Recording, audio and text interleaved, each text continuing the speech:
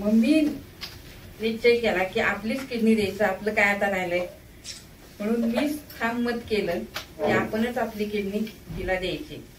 पण सगळं व्यवस्थित झालं. डॉक्टर लोक सुद्धा चांगले मिळाले, ऑपरेशन चांगलं केलं, त्यांचा स्टॉप सुद्धा सगळा काळजी घेतली आमची चांगली.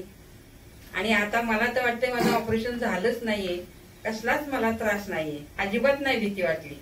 ठामपणे गेले मी अगदी ऑपरेशन हॉलला, त्यांच्याशी बोलले, डोळे मिटले, मला काहीच माहिती पडलं नाही. आणि दुसऱ्या दिवशी मी फिरायला लागले लगेच हॉस्पिटलमध्ये गावाला. आणि कष्टाचं शरीर माझं सगळं, पौष्टिक खाणं, घरचं सगळं शेतातलं, त्यामुळे मला कसलाच आजार नव्हता. एक गोष्ट म्हणजे आपण पॉवर खूप स्ट्रॉंग होता आधीपासनं. कधी जेव्हापासून आपण सर्जरीची डिस्कशन करत होतो त्यांनी कधी म्हणजे असं संदेह काय डोक्यात ठेवलं नाही, काय त्यांना भीती नव्हती की बाबा काय हे. ते एकदम निवांत गेले ऑपरेशन थिएटरमध्ये आणि आल्यानंतर पण ते असं म्हणजे त्यांचं रिॲक्शन असं झालं पण असं मला कळालं पण नाही, असं म्हणजे त्यांचं रिॲक्शन होतं. तिच्या सगळ्या टेस्ट होत्या, जेवढ्या शक्य होत्या सगळ्या टेस्ट केल्या, पण कुठल्याच टेस्टमध्ये आपल्याला सापडलं नाही. आपण जेनेटिक टेस्ट केल्या सगळ्या, त्या आपला जो वेळ गेला म्हणजे एप्रिल ते सप्टेंबर हा या सगळ्या टेस्टमध्ये वेळ गेला, जेणेकरून तिच्या शरीरात जर असा कुठला आजार असेल तर नवीन बसवलेल्या किडनीत तो आजार यायला नको, हे आपलं सगळ्यात महत्वाचं होतं. पण जेनेटिक टेस्ट सगळ्या निगेटिव्ह आल्या. इव्हन आजींच्या आपण जेनेटिक टेस्ट केल्या. या वयात जेनेटिक टेस्ट कोण करत नाही, पण आपण जी किडनी देतोय अस्मीला ती कशी चांगली आहे का किडनी हे बघायला हा जो वेळ गेला, पण याच्यात कुठल्याच याच्यात काहीच सापडलं नाही. तर फ्रँकली सांगायचं तर कारण काहीच माहित नाही आपल्याला. आणि हा आजार जोपर्यंत 3 हिमोग्लोबिन झालं म्हणजे हा बरेच वर्ष अस्मीच्या शरीरात आजार होता, लागत होता आणि ताप आला होता म्हणून ऍडमिट झाली होती. तर तेव्हा आपल्याला प्रथम दर्शनी वाटलं की निमोनिया असेल किंवा लंग इन्फेक्शन असेल, पण एक्सरे सगळे नॉर्मल होते, बाकी सगळ्या गोष्टी नॉर्मल होत्या. इन्फेक्शनचं असा फ्रँक एव्हिडन्स कुठला नव्हता.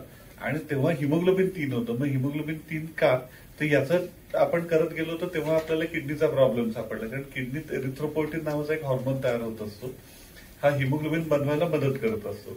तर त्यामुळे तेव्हा आपल्या लक्षात आलं की किडनीचा प्रॉब्लेम आहे. आणि मग तिची आपण बायोप्सी करतो युजली नॉर्मल सिच्युएशनमध्ये, की किडनी निडल टाकून किडनीचा टिश्यू काढून तपासतो की किडनी कशामुळे खराब झाली. पण दुर्दैवाने तिच्या किडनी एवढ्या छोट्या होत्या की बायोप्सी करणंही शक्य नव्हतं. मग त्यामुळे, आणि जे मगाशी मी म्हटलं की मला कौतुक आरडे फॅमिलीचं असं वाटतं की 9 वर्षाच्या मुलीला किडनी फेल हे जर कोण डॉक्टर सांगतोय आणि ते बाकी दुसरा कुठलाही संदेह न ठेवता पुढच्या प्रवासाला लागतात, म्हणजे डायलिसिस किंवा ट्रान्सप्लांट हे 2च ऑप्शन अस्मीकडे होते. आणि तेव्हा ट्रान्सप्लांटचा निर्णय घेतला आणि 1 नाही तर 2 डोनर पुढे आले घरातून. इव्हन वडीलही तयार होते, म्हणजे असं नाही की. तर अस्मीचं जे तिच्यावरचं प्रेम आहे ते दिसतंय. इनफॅक्ट ही गोष्ट एक सांगायची राहिली मगाशी की आजींचं ऑपरेशन झाल्यानंतर त्याच दिवशी जेव्हा आम्ही त्यांना भेटायला गेलो, जेव्हा त्यांच्या अनस्थेशियातून त्या बाहेर येत होत्या, तर तेव्हा आपण विचारतो की दुखतंय का वगैरे, तर त्या आजींचं वाक्य होतं की माझं सोडून द्या, अस्मी कशी आहे. म्हणजे डोनेट केल्यावर सुद्धा जर त्यांचं हे वाक्य आहे तर हे बॉन्ड आपल्याला दिसून येतं. मला काहीच नाही झालंय. मला मम्मीने सगळं सांगितलं. मी घाबरली पहिले, नंतर नाही घाबरली. मला बरं व्हायचं होतं म्हणून मी सहन केलं सगळं. मम्मी बोलली की तुझी किडनीची साईज वाढली नाहीये, तुला आता किडनी ट्रान्सप्लांट करायला लागेल. मी पहिले घाबरली, पण मी ओके बोलली. बरं व्हायचं होतं, मला अभ्यास करायचा होता. डॉक्टर. अरे वा, ड्रॉइंग पण खूप छान करते. वा. इव्हन म्हणजे ट्रान्सप्लांट नंतर 14 दिवशी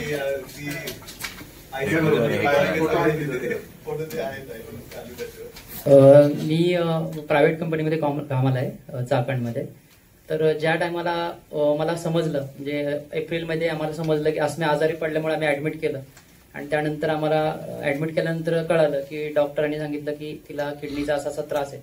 सुरुवातीला जेव्हा आम्हाला समजलं तर अक्षरशः म्हणजे हा आम्हाला म्हणजे कधी आपण ह्या फील्डमध्ये नसल्यामुळे हा आजार काय ते आम्हाला समजलं ना, डायलिसिस काय असतं वगैरे काय असतं. मग ते जेव्हा समजलं की असं असं आहे, असं असं करायला लागणार आहे, तुम्हाला किडनी ट्रान्सप्लांट करायला लागणार, त्या टायमाला म्हणजे मी पण अक्षय शॉक झालो सुरुवातीला. आणि नंतर मग फायनान्शियल विषय झाला. तर नंतर मग सर आपलं आमच्या कंपनीमधून आम्हाला मेडिक्लेम होता. मेडिक्लेम त्याच्यामधून काय ते पण एवढा सगळा एवढा कव्हर नव्हतं झालं होतं. मग माझे मित्र असतील, माझे फॅमिली असतील, त्यांनी थोडी मदत केली. हॉस्पिटलनं पण चांगला सपोर्ट केला की तुम्हाला थोडाफार आम्ही डिस्काउंट पण देऊ आणि तुमचं तुम्ही करून टाका. पण सरांनी सगळ्या डॉक्टर लोकांनी पण चांगलं एकदम टीम्स खूप चांगले टीम भेटले आम्हाला. त्यातनं आम्ही सक्सेस झालो. यातनंच म्हणजे खूप म्हणजे अभिमान वाटतं आम्हाला.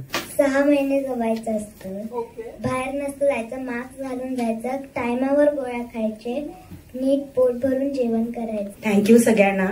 माझ्या कुटुंबाबद्दल मी काय सांगू, हे सगळं माझं कुटुंब आहे. मला एवढं धाड, मी बिंदास होते कारण माझ्यापेक्षा जास्त डॉक्टर लोक तिची काळजी घेत होते. ह्याच्यापेक्षा काय आई-वडिलांना पाहिजे. आणि आम्हाला जे मिळाले, आम्ही दोघं तर खूप घाबरलोच. पण एक लक्षात ठेवा की तुम्ही ना खूप अशा वेळी ना खूप जणांचे प्रश्न डोक्यात नका घेऊ. लोक खूप तऱ्हेचे भेटणार तुम्हाला, जास्त करून निगेटिव्ह लोक खूप भेटणार, सगळेच डॉक्टर बनण्याचा प्रयत्न करतात. म्हणून आपण त्यांच्याकडे, आम्हाला घरात येऊन निगेटिव्ह लोक पण भेटली, काही अस्मी समोर असे पण म्हणाले. कारण एकतर आपल्याला काहीच माहिती नसते या गोष्टी काय. एखाद्या बाई लेडीज येते घरात, आपल्या सांत्वन करण्यापेक्षा ती आपले होप्स कमी करते. एक बाई आली आणि म्हणाली की तुमच्याकडे आता ना खूपच वेळ कमी राहिला आहे, कारण अशा गोष्टी घडतात, तर तुम्ही कसं काय करणार. म्हणली पहिली गोष्ट आम्ही वेळेचा नाही सेकंडचा विचार करतोय. आणि म्हणली ह्या गोष्टी आता काय पॉसिबल असं नाहीच आहे. आम्ही फक्त दोघंच हा निर्णय करत होतो की आपण कोणाला विचारायचं नाही. विचारत गेलो तर आपल्याला खूपच, कारण सगळेच डॉक्टर आहेत तिकडे. फक्त डॉक्टरांवर आम्ही विश्वास ठेवला.